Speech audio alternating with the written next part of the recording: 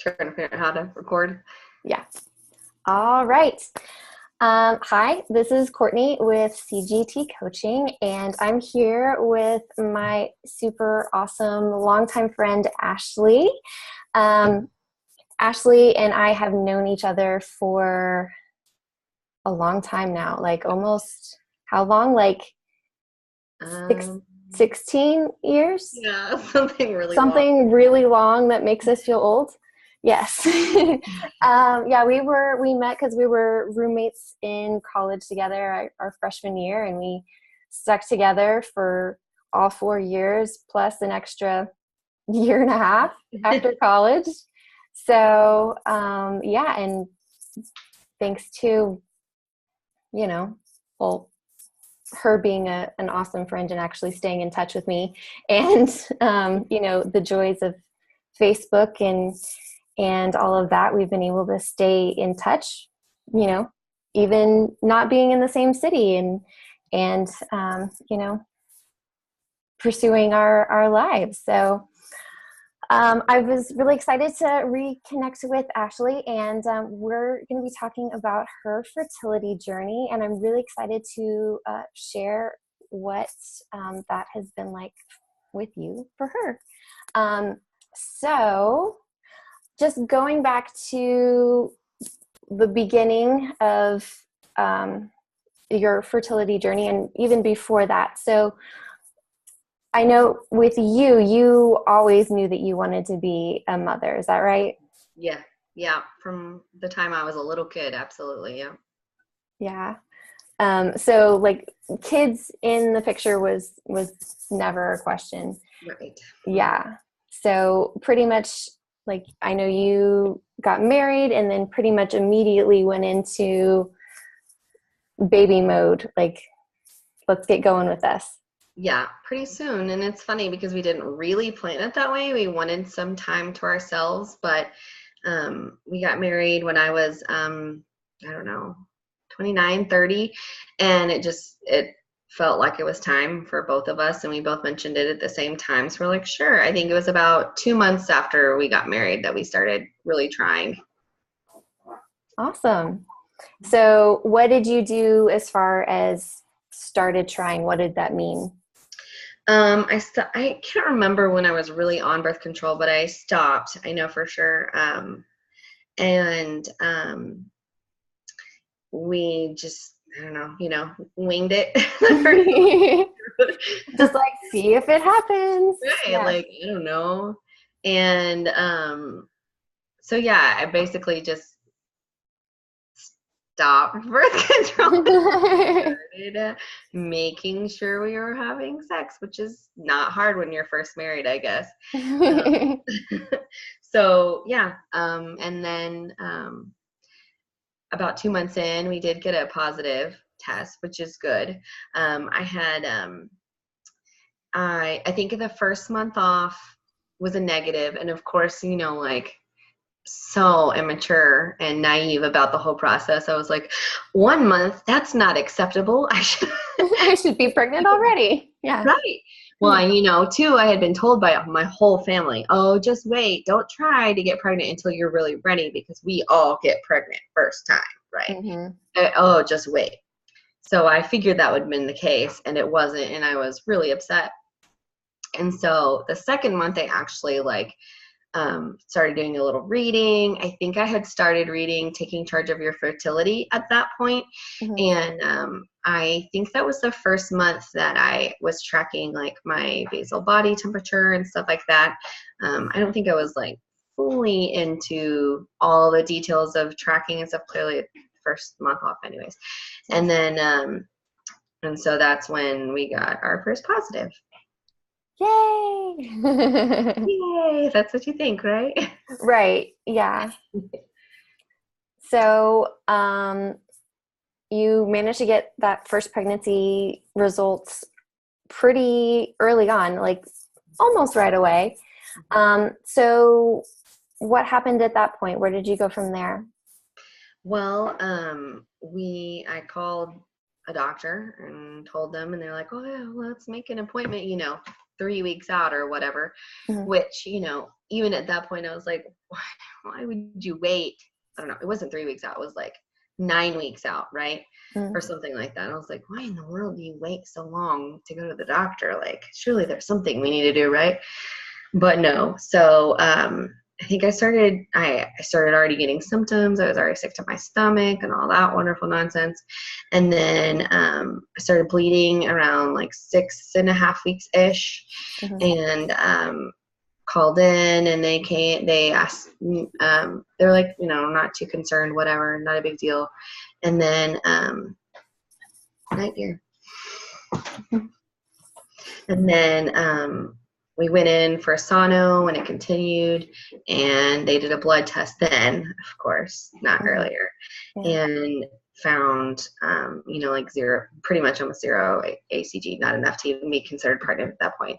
And I was bleeding at that point, and, already passing clots and stuff. So yeah, that's about where that ended. So then they were like, well, it happens to a lot of people. I Mhm. had never heard of it happening to a lot of people. I had never heard of it hardly happening at all. I thought this was already some like Lifetime movie trauma, Yeah. It really truly is, especially your first, like, it's kind of like a kick in the gut, you Mhm. know, Yeah. um, like, And yeah, when you go through something like that and somebody turns to you and maybe, says, "Oh, you can have plenty more babies and this happens all the time." It doesn't happen all the time to you.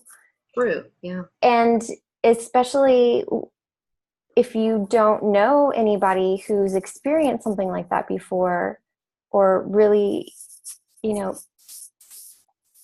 just, yeah, if you've never been around that or experienced that, then it's something totally new and foreign, and you do feel like you're the only one.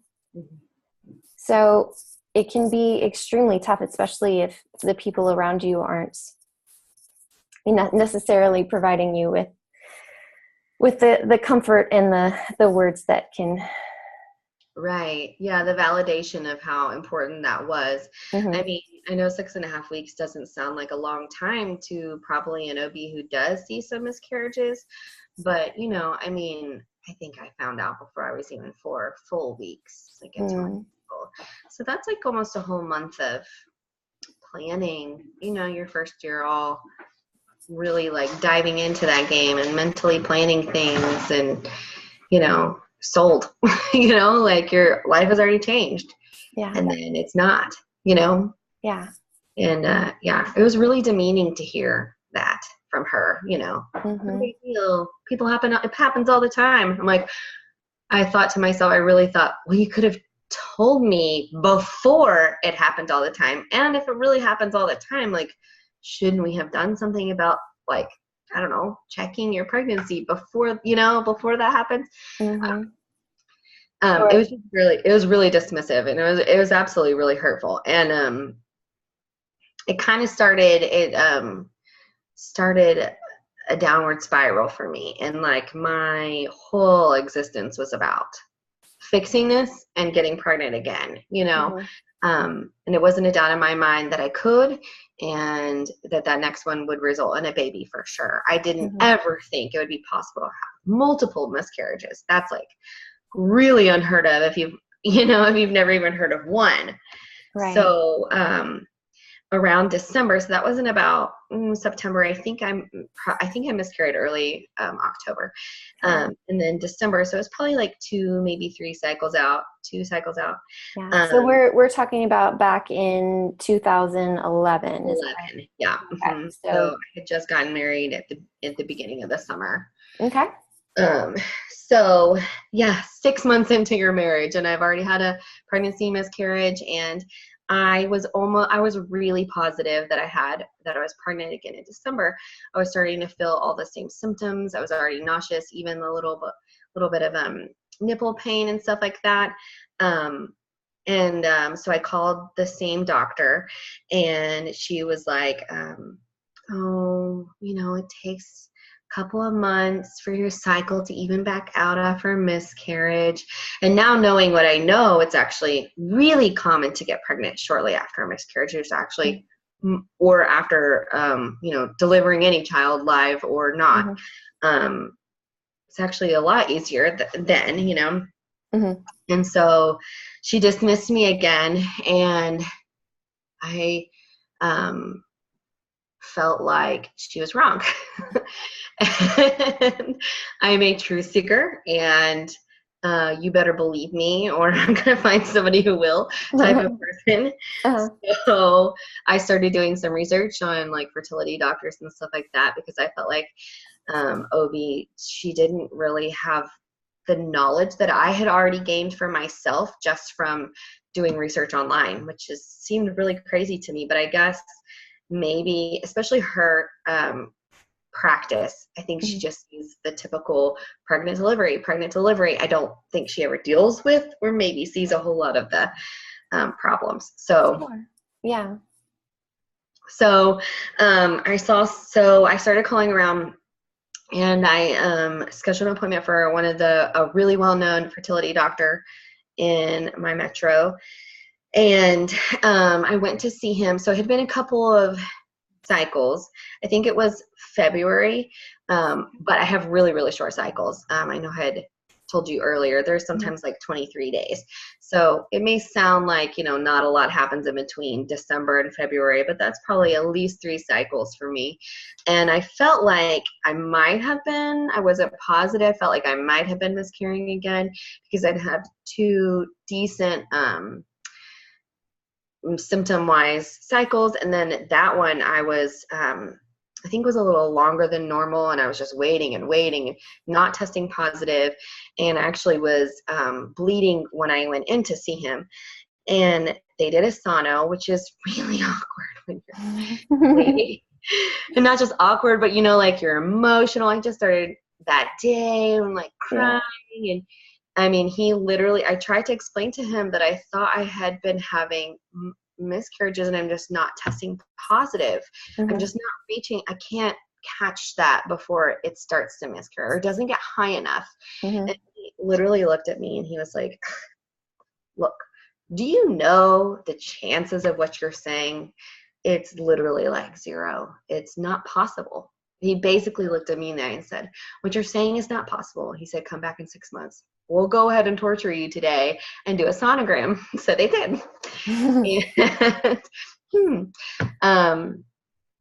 So I cried and cried. I literally was on the table with a sonogram, just bawling my eyes out. And he's literally telling me that. I knew he wasn't right either. I knew there was something wrong. At this point, I was really into tracking myself. And my cervical mucus and my basal body temperature and my symptoms, even emotional symptoms, So at this point I knew he was wrong, but hearing that from a lead specialist was really damaging. I think more emotionally than anything. Yeah. And at this point I was really probably pretty far into depression. It probably started in December, around when I thought I was having that second one. And I was losing hair like out of my scalp. I was so stressed between work and then my constant worry about trying to get pregnant and then thinking I was miscarrying or thinking I was pregnant and then miscarrying, So it was a really stressful, which is a really hard thing on your marriage too, your first year of marriage. And my husband was kind of like, at this point, he was just like humoring me going to the fertility doctor. And a couple more cycles in after that, he actually was kind of like, I think you are kind of right. Like I was pointing things out and he was noticing them too. Like I had a couple more cycles and we wind up scheduling another fertility doctor appointment for another decently well-known doctor, and that was around April of that year. So 2012. Yes, 2012 now. So we saw her. I showed her my charts. She basically told me it meant nothing to her. And and informed me for the first time I didn't know that even urine tests at home, pregnancy tests, don't count when it comes to fertility world. You have to have a blood test. Mm-hmm. So she really considered me never having been pregnant. And I was like, it was just really hurtful to like take that away, especially the one that, I had been 6.5 weeks. It was really hurtful to have somebody take that away from you when you knew at least one, you're not crazy, because at this point everybody's telling me I'm crazy. Yeah. But she humored me anyways, and she was nice enough about it, I guess, and did a full workup of both me and my husband. Mm-hmm. And he was great. He's 10 years younger than what he actually is fertility wise. I mean, he was perfect, right? Mm-hmm. Which is probably why I kept getting pregnant. And lucky him. And she actually showed that I had low ovarian function, which I thought was really interesting, because I was like, look, lady, I mean, I got pregnant 2 months out. How do I have low ovarian function? So she offered to do IVF. She said that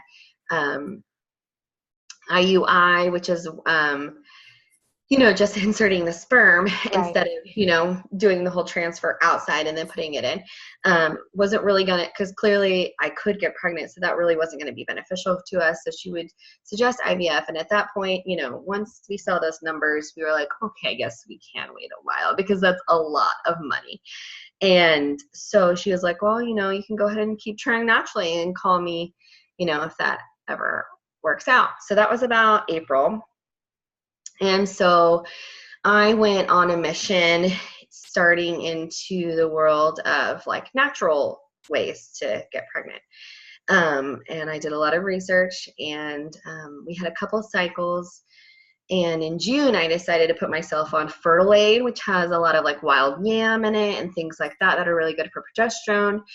I think I'd even tried like progesterone cream at some point. But I mean, I did that too. I didn't know what I was buying. I'm just like buying stuff off of Amazon, like in hope something will help. Yeah. It's funny now that I look back at it, because I'm like, just go ahead and screw with your hormones more. But I didn't know, you know what I mean? And like, nobody's really willing to test you on all the days. And you know what I'm saying? Yeah. Like, so I was willing to try anything. So I took Fertility in June, and I got a positive. So that was my June cycle. I got a positive in July. And it was my first positive since my official miscarriage back in September, October. Yeah. Called her immediately, and I literally started bleeding hours, like 2 hours after I called her. But luckily she already had me come in, drew blood, and she was like, oh yeah, you are pregnant, but your numbers are super low. And my progesterone was even lower than my HCG, balance wise. Right. So she immediately put me on progesterone. I actually started bleeding even more up until I got the progesterone. I'm like, I really remember waiting in the pharmacy, having to go repeatedly to the bathroom, waiting for my progesterone to be made, because there's a compound pharmacy. Right. And I was like, just give it to me. I'm like losing my baby right now. Give it to me. It was a really intense time. And then, of course, it costs you an arm and a leg. Yeah. To try to save your pregnancy. Of course. Yeah. That's not covered, right? Yeah. So I got on that, and I actually stopped bleeding. My pregnancy started to be more healthy. We had a 6.5-week sono confirmation of heartbeat, and baby was moving. Everything looks great. She was shocked. She was especially shocked that I got pregnant, not with her help. And we did another sono check, because she wanted to make sure around like at the end of 9 weeks, starting of 10 weeks or something. And it was then where, I mean, I can still remember the look in her eye, and she turned the screen away from me so that I wouldn't see it. And somehow, I don't even remember how, she politely told me that there was no fetal pole. She couldn't find it. The baby was about the size of a 7-week-old baby. So it had passed like shortly after the sonogram that I had, and I'd been still holding on to the pregnancy. And I was still on progesterone at this point too. So I didn't really know at that point that I could have had the choice to miscarry naturally, but honestly, I don't know if I would have taken it anyways. I was such an emotional wreck over it, because like I told you, I didn't think it was even possible to have two and I thought I probably was crazy about all those other ones, which are actually considered chemicals anyways. They're not really considered miscarriages, but so I had a DNC. And that in and of itself is a really interesting experience, to go in pregnant and come out not. It was just it's a really, it's a really hard thing to do. Even though, your baby's not alive, and we did sonos all the way up until it confirming still. And so she told me at that point she would go ahead and run some like genetic testing and stuff on the baby just in case. I really seriously remember her saying, "No, don't get your hopes up, because I'm pretty sure this is not going to be the case, but I'm going to go ahead and run it anyways." Mm-hmm. I was like, okay. So test results came back, and she called us and she told us that the baby had some missing chromosomes. So the baby had an unbalanced chromosomal translocation, so pieces of it missing. She wanted to test us, and it's policy to usually test mom first, to see if we had a genetic problem as well that would have contributed to that. And she did. So she called me in, and it took like over a month, I think, to get the results back. And that was a really it's a long time to wait. Long time to wait. Yeah. And at this point, I started grief counseling for the loss of at least 2 children. I remember looking at my husband literally while I was still on the table for the sonogram during that baby, and I was like, I can't do this again. I can't physically, mentally do this again. Like, I will lose my mind. I have to do something about it. Mm-hmm. So that was probably one of the best things I did for myself. And I'm really surprised how not often I see people struggling with fertility or losses not see counselors and stuff. I mean, most of us could probably see a counselor when we're not going through things like this, Right. But just the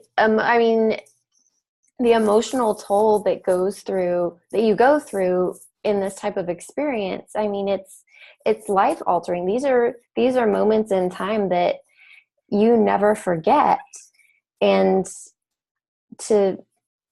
it can be extremely tough to move past that moment and continue what you're doing. And especially if you're trying to get pregnant, you're trying to have a baby, and you're hitting all of these roadblocks. How are you going to navigate those without, some sort of emotional support? Mm-hmm. Absolutely. Yeah. I always recommend, especially people who have losses, to go see a counselor. That's like one of the first things I always say. That I just can't tell you how many times I've seen people comment or post, "How do you deal with the losses, the repeated losses?" Especially with what I'll get into later, my condition. It's very common to have multiple losses, and people will have 12 and have never seen anybody, but they're just, I can't tell you how many times marriages are broken over it. People are broken, and I think some people end their journey because they can't deal with it anymore.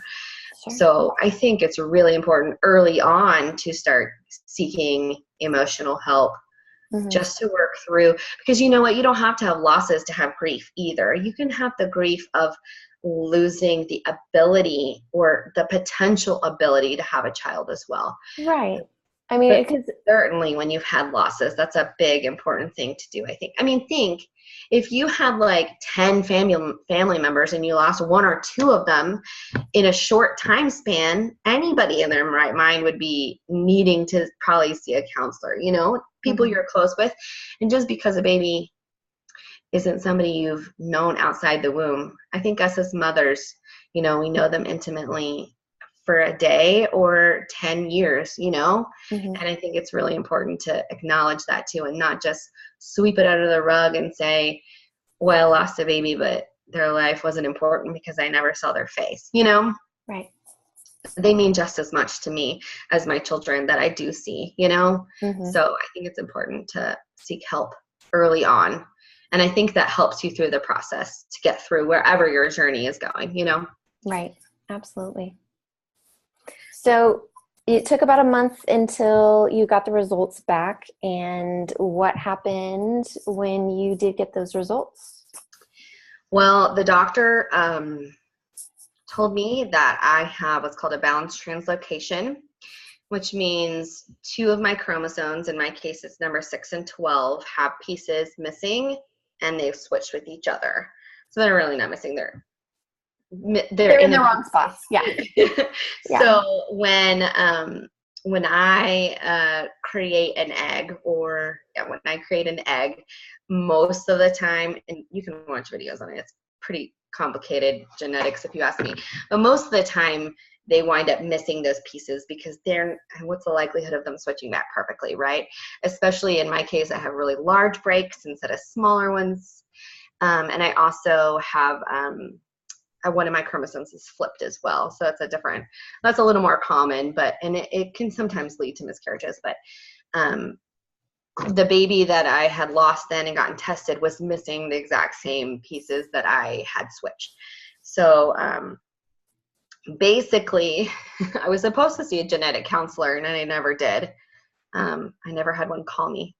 So I did a lot of research myself. Mm-hmm. And the chances of me, especially being older and having a diminished ovarian reserve, the chances of me having a baby, and okay, in my instance, you can either miscarry or still have a stillborn, or the baby could be born unbalanced but alive and have a lot of cognitive and congenital heart defects and all kinds of problems.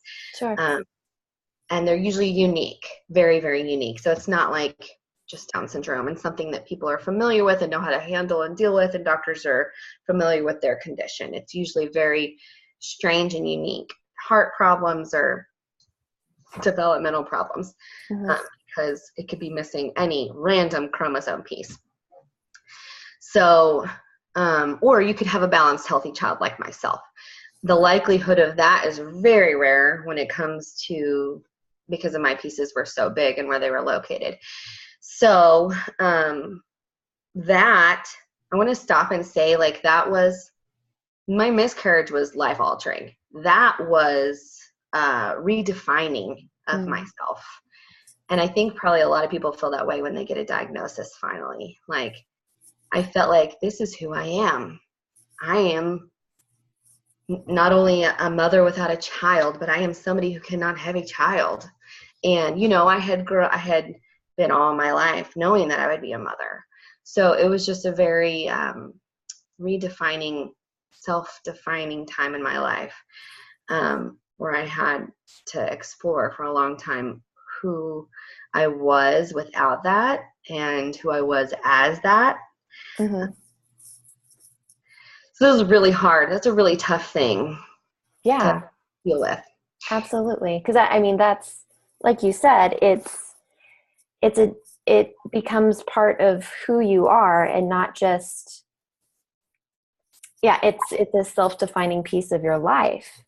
And you have to be able to come to terms with that piece of yourself and be able to see a way forward from that point, because that's kind of a stopping point. Yeah. You hit a wall, and you're like, okay, who I was isn't really who I was. Right. I mean, you're still the same person, right? But there's a part of you that you didn't know was a certain way. Mm-hmm. And then your definition of yourself changes. Mm-hmm. So then you have to kind of incorporate, who am I now that there's this piece there? Yeah. Yeah. Who am I now, and how does that person handle this situation? Mm-hmm. And not only that, but another side of that whole thing is feeling the guilt and disappointment for your partner too, you know? Right. I felt so guilty. Now, I mean, this is something that I was born with, um, but I felt so guilty for letting my husband down, like marrying Mm-hmm. him, knowing that I would be able to have children. And then like I'm breaking our family apart, and I'm not the person who he thought I was, because I'm not the person who I thought I was. It was just a really, gosh, so much guilt and so much, um, redefining. And I really couldn't have gotten through it if I didn't have a counselor, honestly, at that point. Sure. So it was good that I had gotten a counselor for the grief part, because we worked through that part as well a lot. Mm-hmm. Anyway, so we took about 6 months to think about where we're going to go from there, and for me to kind of redefine who I was. And like I said, I'm a full dive in kind of person. And so I was like, well, the answer is adoption, because that's the only thing I can see. Let's do it now. And I like started interviewing places. And unfortunately, we couldn't even get into a lot of them because you have to be married 3 years. And I knew we didn't want to foster to adopt. I have a lot of friends that have done that, and it's noble. And I would love to do that later in life, possibly. But practical reasons, like my husband works nights these days, his job, my job between, I knew there was so much training because I had close friends that had done it. So I knew fostering was just not the way we were going to be able to go time-wise. And so I researched independent adoption for babies, for mothers who are pregnant with babies. Mm-hmm. And I spent my time making our adoption book. I have an adoption book like online and everything. Mm-hmm. And I was like ready, and my husband was not, and didn't say anything about it. And eventually he came to me. Okay, so during this process, I became very okay with accepting a child that was not genetically mine, and I was completely for it. It took a long time, honestly, even though I wanted a child so bad, I was desperate for anything. It still took a while for my brain to be okay with that. Sure. I mean, that goes back to like redefining yourself and Yeah. like Mm-hmm. the dream, the picture that you had of what your life was going to be and what motherhood was going to look like for you. Mm-hmm. So getting your head around like, Yeah. what does motherhood look like when the child is not genetically mine? Right. Yeah. Right. Yeah. Yeah. So I got my head around that, and I was ready to adopt. Yeah. Yeah. And my husband brought up IVF, and I was like, "What are you thinking?"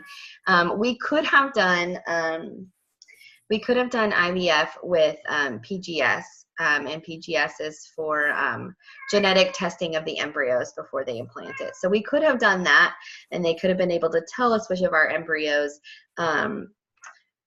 carried or whatever would have been okay for me to transfer or not, because Sure. we would not have transferred anything that would have been unbalanced, could have potentially ended in a miscarriage or delayed problems later in life. And then clearly the ones I would have miscarried were broken in any way. So we could have done that. And a lot of people with my balance translocation do. Our odds were really bad just in the fact of how big my chromosome breaks are. Right. So I knew from doing research too that it could have taken several cycles to even get one embryo that would have been okay. And even then, it's still, because I was also convinced that there might have been more problems than just that.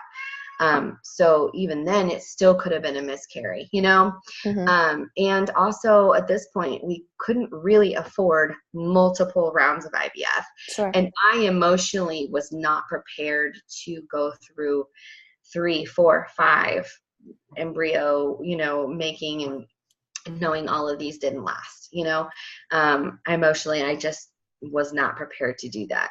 And he was not prepared to financially, which Sure. but Yeah. I'm like, then whatever. It's not, but that really wasn't my, my holdup of that. So he had done some research himself and came up with IVF with egg donor, which sound extremely bizarre to me and foreign and uncomfortable. And I was like, oh, like what?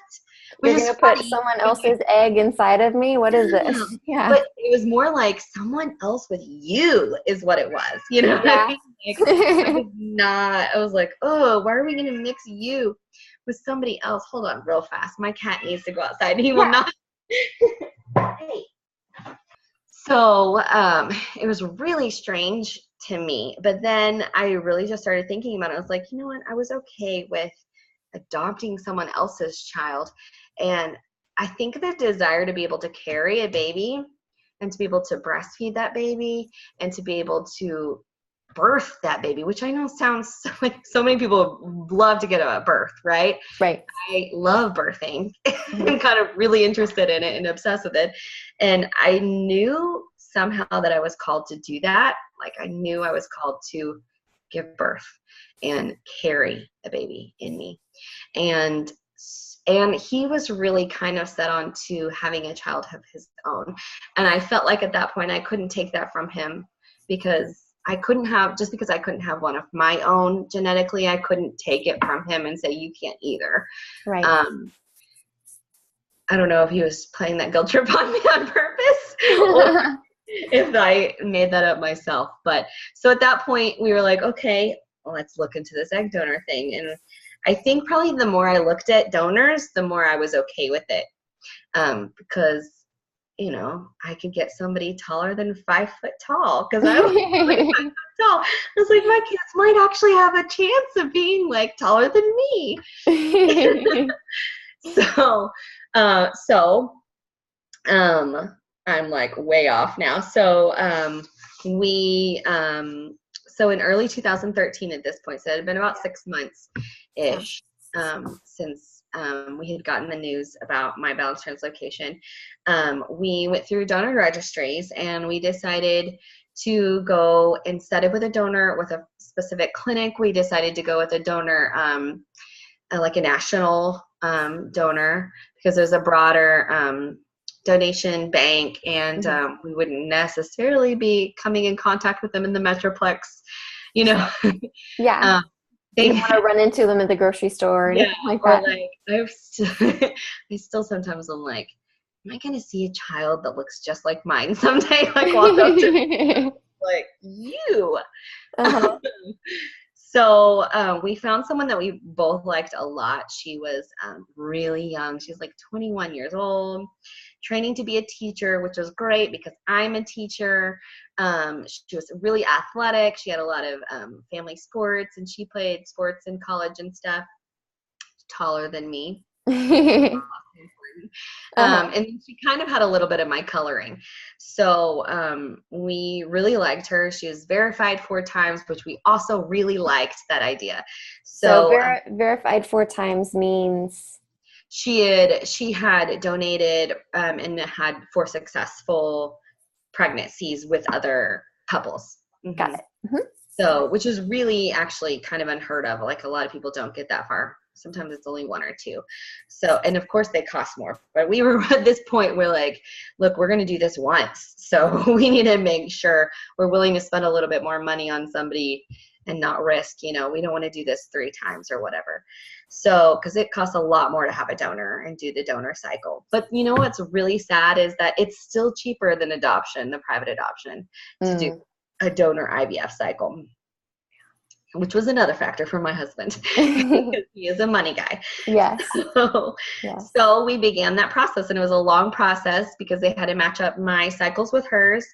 I started birth control in about April. In May, I started estrogen, which they start like all IVF people on. Mm-hmm. And then Lupron, which was kind of keeping me from ovulating, trying to match up with her ovulation cycle. And then as soon as she started ovulating, and she did all the rest of the IVF stuff. So right. She did all the trigger shots, the HCG and all that stuff. So as soon as she started doing that, they put me on progesterone, preparing my body for the transfer. Mm-hmm. And that we transferred early June. We got about 22 embryos combined from my husband and her, which is a really good number. And 12 of them made it to day 5, which they call day 5 blasts, blastocysts. And so we had 12 That's decent amazing. looking, which is really, really good. Yeah. And I hate sometimes being in the fertility world too, because sometimes a lot of people will get 1. 4 is like a good number. So, but I'm like, hey guys, I had a 21-year-old donor. Come on. Plus my husband, who is like in his 20s fertility wise. So I just happen to be lucky in that aspect. So many people knock donors and they don't want to go to donors because of the genetic thing. Like they want a child of their own. But I'm like, I wouldn't knock it because sometimes it's a lot more assured than, I don't know. I always try to like advocate for donors because I'm like, I don't know. Some people will give up before they'll even get to that part. You know what I mean? Right. Like, I'm like, don't sell yourself short. There are options. Exactly. So anyways, we decided to transfer 2 bravely. But we assumed I was in my 30s. I had already had so many miscarriages. So we transferred 2. And my first HCG came back really high. And I twins. And it was twins. So that was the beginning of a real that right there changed my life. Yeah. That's life-changing right there too. That's a lot of life-changing events in a couple of years. Yeah, especially for the first just little over 2 years of marriage, the first 2 years of Yeah, marriage. that's 2 years from being married. Yeah. Well, if the 2 of you can survive that, then you're set for life, right? Let's hope, right? And then you have kids, and then you're like, now you gotta that's really challenging. So we were pregnant with twins. I was hospitalized around 27 weeks with them for preterm labor. It was a really rough time trying to get my labor calmed down so I didn't deliver, preemies and, potentially have complications. So I was on hospital bed rest for almost 3 full months. And, twin pregnancies are not easy, especially when you're 5 foot tall. And you're bigger outward than you are upward. Oh yeah. Oh yeah. So I eventually wind up being like minorly preeclamptic. So I never officially tested positive, but my blood pressure was sky high. And I was always just like right under the level of preeclampsia. So it really kind of was. And I'm sure a lot of that also has to do with the fact that I was stuck in a bed for 3 months on hospital food. So I'm sure that was, although you do have an increase in chance of preeclampsia with IVF and also with twins. So all of that combined didn't help. So we did an emergency C-section because of my blood pressure around 37 weeks. And I had twin girls. Yay. And that's how my motherhood journey began of having children here on this earth. And yes. dove right in and really dove right in. Sleepless nights and all that fun. And then you decided, why not do it again? Why not? Yeah. I mean, really, my husband and my opinion is if we can do twins, we can do pretty much anything. That's really what we feel like. So, and also I'm getting older. He's getting older as well. He's, 4 years-ish older than me. So, we knew we wanted to have a bigger family. And so, so when my girls were about 21 weeks, oh no, in between there, I did have an accidental pregnancy, believe it or not, even doing the fertility awareness method. That is how fertile my husband is. Even when you're trying not to get pregnant, you still get pregnant. Yeah. Yeah, I know. So we had an accidental pregnancy, and it ended in a miscarriage at around 7.5 weeks. I think I tested probably pretty late. I was actually on vacation in a different state. And I was like, why isn't my period coming? I never even assumed that I would be pregnant. Yeah. It just wasn't even on my radar. I wasn't trying, and we had been really good about timing, but apparently not. ovulate a little early because of the traveling and stuff like that. Uh-huh. So, anyways, I got on progesterone and I made it to 7.5 weeks and miscarried then, which I'm not surprised about, with my translocation. So, and I think that really kind of spurred us on, like, we really do want another kid. You know, it was in our mind, but like after that miscarriage, we were like, really wanting one then.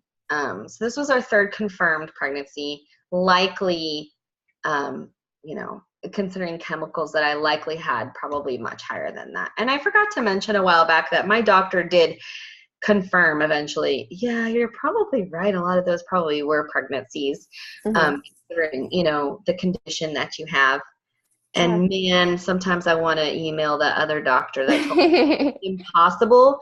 It's literally, I think my case is like 0.5%.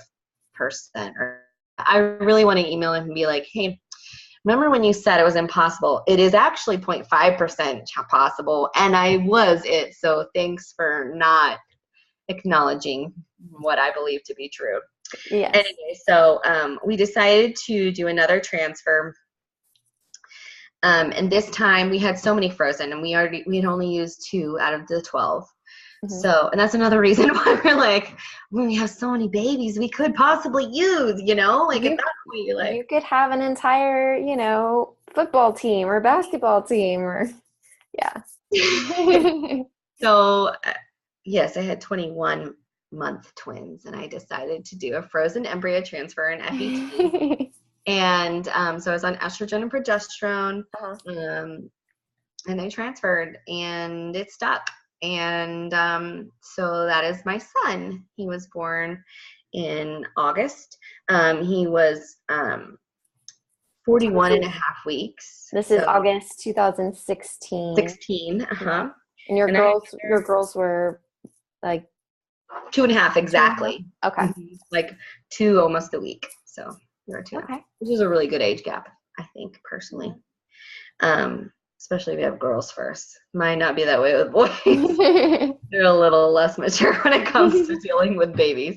But so I delivered him August 2016 at 41.5 weeks. Another emergency C-section. I was planning on trying to do a VBAC, which is a vaginal birth after a cesarean. And my labor was exceptionally long. After 70 hours, I had a rib kicked out, and I was at a 9.5, and I couldn't push past it. So we went to the hospital and tried to induce a little more, and I got an epidural. And then another 10 hours later, there was just so much meconium, and I had a fever, and they thought I had an infection, and I was at a 10, and I still wasn't pushing him out. So they decided to go ahead and do an emergency C-section with me. So C-section number 2. So moving on. So when he was not much older he was younger than the girls, about 18 months. So I think this was in March this year. We decided to do another transfer, because if you can have twins, then you can have more children, right? You can deal with that twin newborn phase. You can deal with whatever, however many kids. Yeah. No, we are getting older, and we had tons of eggs still stored. And when is it going to be a better time? That's always that's your reasoning there. Yeah. Really, is it going to change that much in a year or two, you know? Yeah. So we decided to do another frozen embryo transfer. This time I opted for a natural cycle. So I opted out of the estrogen, and I stayed on the progesterone simply because we are pretty sure my progesterone is naturally low anyways during pregnancy, and in general. I've even supplemented a natural progesterone before, during my cycles, just to not be like a crazy person, you know? And so, estrogen too, I have a lot of side effects to all drugs, but especially hormonal drugs. Estrogen was causing me to have heart palpitations in my previous transfers. And I would deal with months of heart palpitations until I got off of it. And, I mean, they thought like my thyroid was crazy, and it wasn't. It was just so much estrogen in my body because I'm super estrogen dominant, which is common with low progesterone. So I opted out of it this time, and it was great. My lining was thick enough. It was trilaminar, which is what they call 3 layers, and that's what they want to be able to do a transfer. It was perfect. I was like, thank you. And so, and I also wanted to be able, like, I wanted to be able to stay physically fit. I worked really hard to get back in shape in between my last kid and now. I also had diastasis recti, which is where your abs are like super separated, and I had closed that gap up really well. And I wanted to be able to continue to have a healthy pregnancy. I wanted to be able to VBAC again. So I wanted to try for VBAC again. So I opted out of estrogen, and still worked great. So the transfer worked. So I'm pregnant with baby number 4. Yay! Yay! I am 29 weeks today. How exciting! Yep. You're getting. Sometimes I forget because I'm keeping it with 3 other children. Sometimes I don't even realize it until I bang into something, or I lay down at night and my heartburn is out the wazoo. But other than that, sometimes I forget. Yeah. You're getting towards the end now. I know. I'm 3rd trimester. I'm due in November. Hopefully, I'm due like right before Thanksgiving. So I plan to probably have a turkey baby. Perfect. I may not be eating turkey this year, but Yeah, you get another special treat. That's better. Even better. Yes. Yes. Better than turkey. So that's where we're at. We still have 8 frozen embryos that we are they're still going to stay frozen. We're putting on hold. We don't know if we're going to have another one. Probably not. I think 4 will be enough. Yeah. Yeah. I kind of want another one, but I'm not sure I can handle another one. From what I've heard is, once you get to the point of having 4, then what's right? more at that point? Yeah. But the people who say this have babies in their 20s. They don't have babies in their 30s, where you're like already a lot more tired than you were 10 years ago. And and they're also all really close in age. So, it really depends on I think I would totally be great for a 5th one if I were young enough to have a lot more time in between my next child. You know what I mean? Right. I could, but I don't really want to be having kids in my 40s just because, we want to be able to retire. Children in the house at some point. Sure. Yeah. Yeah. So they're actually frozen, and we'll talk about it in probably, 2 years from now, if we're going to do another transfer, or if we've actually even considered, not considered, but I really have my heart set on snowflake adoption. Okay. So that's where you adopt an embryo, basically. So because once it's an embryo, you have to adopt it instead of like it's not donor anymore because it's already live thing. Yeah. So we have one called Nightline picked out that I really like. So that's our plan with however many that we don't have. We're going to donate to the embryo adoption because hopefully other people will benefit from, our blessings and stuff. So yeah, be able to have children of their own that wouldn't have been able to otherwise. Yeah, absolutely. And they'll be able to carry their child just like, just like you. Yeah.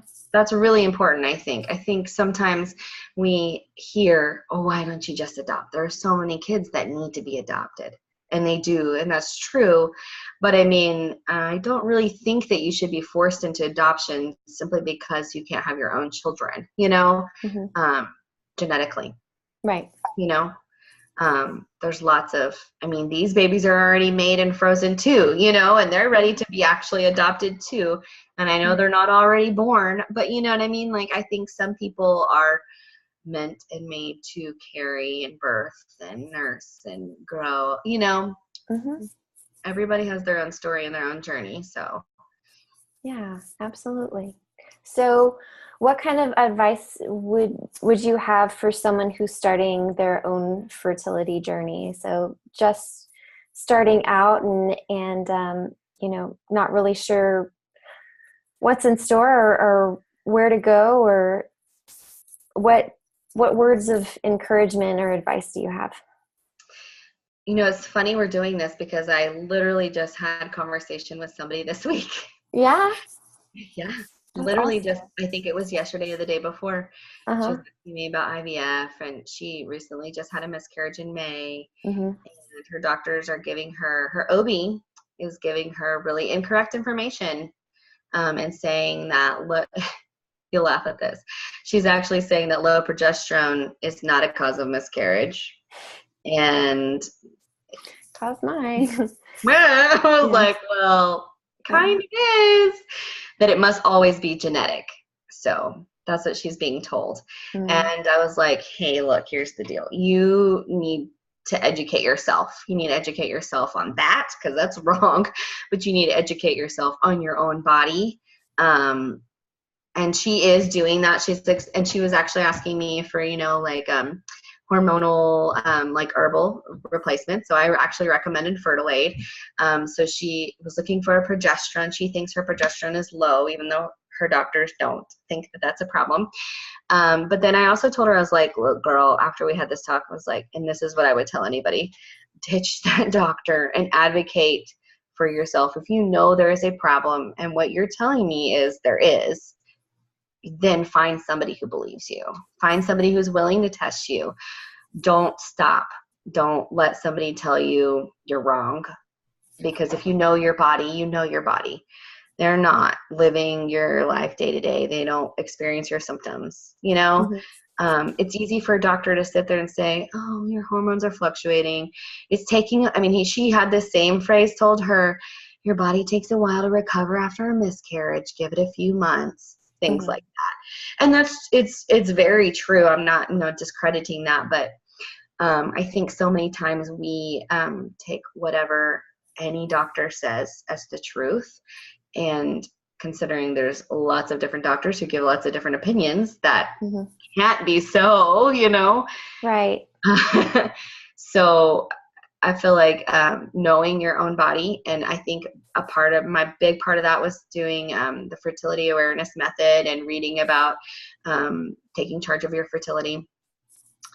And then there's another really good one now called Sweetening the Pill, Mm. like a supportive group online and stuff for that. Similar, they use they recommend fertility awareness, but they're anti hormonal, like birth control. Got it. Um, but very, very much about knowing yourself and Mm-hmm. advocating for yourself. So those are the two things I would say first: is know your body, and don't just, guess. Like, Sure. Do the research and understand how you can, predict ovulation and get to understand what your cycle looks like, and that's how that's unique to you versus what the right. typical maybe. Yeah. And sometimes you can even kind of half diagnose yourself with that, or at least brainstorm where to go from there without always having to see somebody. Or yeah, or it's something that you can even bring into the doctor and Yeah. say, hey, this is what I've seen. Hmm. Is this a possibility? Being able to tell a doctor my luteal phase is this and my follicular phase is this is Mm-hmm. really helpful, instead of just saying I have a cycle every 34 days or whatever. Mm-hmm. And being able to bring the symptoms that you have and knowing when you ovulate and stuff is super important for yourself and for a doctor. Yeah, for sure. Awesome. Yeah. So, anything else that you want to add? Either advice or just anything about your journey you want to share? Um, I think I've already mentioned, make sure you research. I know not everybody's a researcher like me, but I think there's so much information out there these days that you can get your hands on. Mm-hmm. Um, I think that's a really big important part of knowing your body and advocating for yourself. Um, and finding a provider that actually believes in you. Mm-hmm. I love, love, love my fertility doctor. She is amazing, the one that I'm with now. Mm-hmm. After a lot of research and finding somebody, she's like my age. She's done IVF twice as well. She has twins and another child that are almost the exact same age. They're just a little bit older than my children.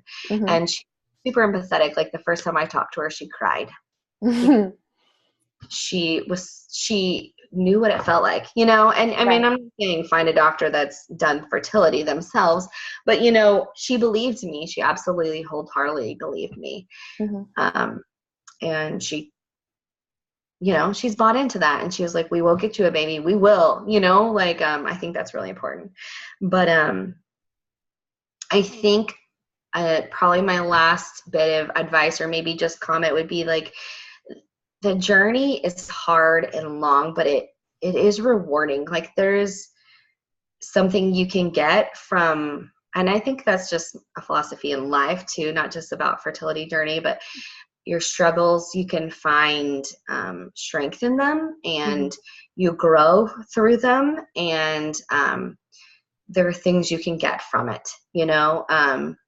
I value my children so much. And I'm not going to say that I value them more than somebody who hasn't done IVF, but I think it gives a really unique perspective when you do have children or even adopt children of Mm-hmm. how, of their value, you know. Mm-hmm. Um, I think I've been able to help so many people going through a similar journey as well, and that in and of itself is super rewarding, to be able to impact lives and the future, really, you know, just by having conversation with women.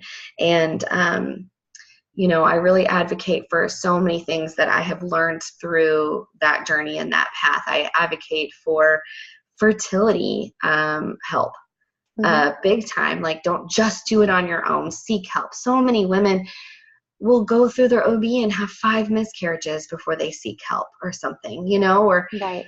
2 years or 3 years. Like, you know, get some tests done. Like, you know, try to figure it out. I think there's just a lot of determination you get from it, and value in your life and your children, and you know, our hardships and our struggles. I mean, I can't, we always talk about, we always wish, you know, anytime I would used to say, especially when I had just the girls at first and it was really fresh having children that weren't genetically mine. And, you know, as they grow, people look at them and like, they look so much like daddy.